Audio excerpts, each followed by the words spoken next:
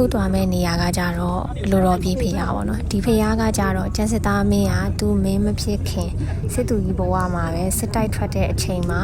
ဒီနေရာလေးရောက်တဲ့အချိန်မှာသူ့စိတ်ဟာလီးလံနေခဲ့တယ်ပေါ့နော်အဲ့ဒီအတွက်ကြောင့်မလို့သူကအဲ့နေရာမှာပဲဒူထောက်ပြီးတော့အဋိဌံခဲ့တယ်သူတိုက်မဲ့နေရာမှာရှိတဲ့တစ်ဖက်ကစစ်တပ်ဟာသူတို့စစ်ကြောင်းချီလာတဲ့အချိန်မှာပဲသူတို့ကအောင်နိုင်တဲ့သူဖြစ်ရပါစီလို့ပြောနော်ပြီးတော့သူမင်းဖြစ်တဲ့အချိန်မှာပဲဒီနေရာမှာလဲသူကသာသနာပြုရပါလို့ဤဆိုပြီးတော့အဋိဌံခဲ့တယ်ပေါ့နော်ဒီအဋိဌံ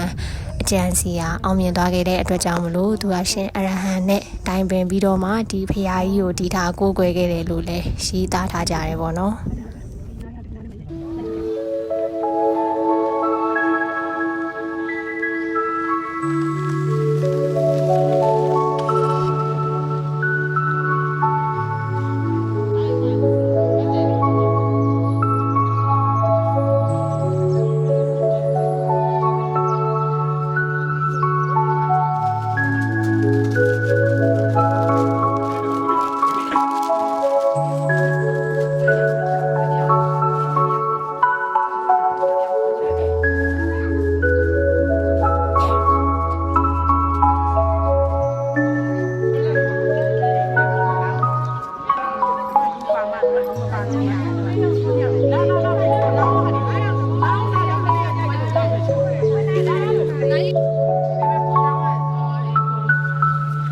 နောက်တစ်ခုရောက်လာတဲ့နေရာကကြတော့ဒီလိုမျိုးလို့ဖျားပါ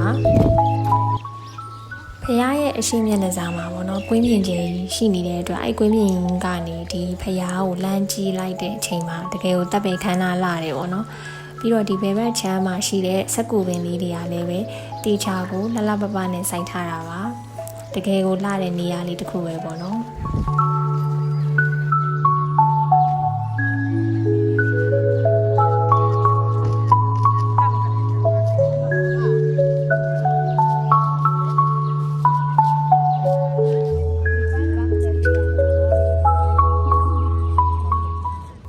ဒီထီလိုမင်းလိုကကြတော့နရပရိစီသူမင်းကြီးကနဲ့ရွာမဆန်ခင်မှာပဲပေါ့နော်ဒီအများသူကလည်းစိတ်ချနှံမှုရအောင်သူ့ရဲ့ထီနှန်းကိုသူ့ရဲ့သား9ယောက်ရှိမှသူကထီဖြူအလဲမှာစိုက်ပြီးတော့မှဆုံးဖြတ်ခဲ့ပေါ့နော်အဲ့ဒီထီဖြူတော့ဟာ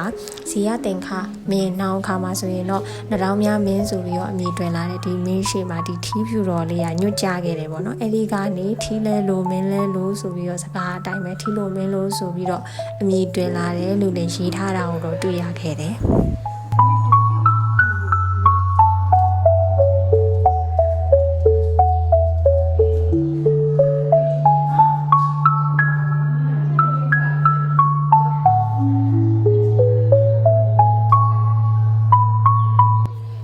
ဒီဖျားမှာသဘောကျမိတဲ့အချက်ကလေးတွေကတော့ဗောနော်အုတ်ချက်လေးတွေပေါ့အဲ့ဒီအုတ်ချက်လေးတွေကတကယ်ကိုစီစီလေးတွေနဲ့လှပတည်တတ်တယ်ဗောနော်ဒါဖျား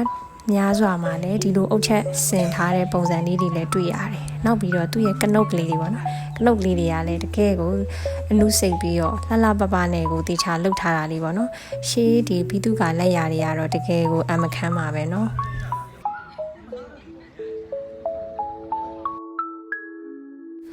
ကဲနေ့လယ်12နာရီခွဲသွားပြီဆိုတော့နေ့လယ်စာစားဖို့အတွက်ရွှေတမဆိုင်ကိုတော့အခုသွားနေတာပါဒီဆိုင်လေးကတော့ကိုရီအတွက်တော့အဆင်ပြေတဲ့အတွက်ပကံသွားတဲ့ခရီး4ရက်လုံးဒီဆိုင်လေးမှာပဲနေ့လယ်စာစားဖြစ်ခဲ့ပါတယ်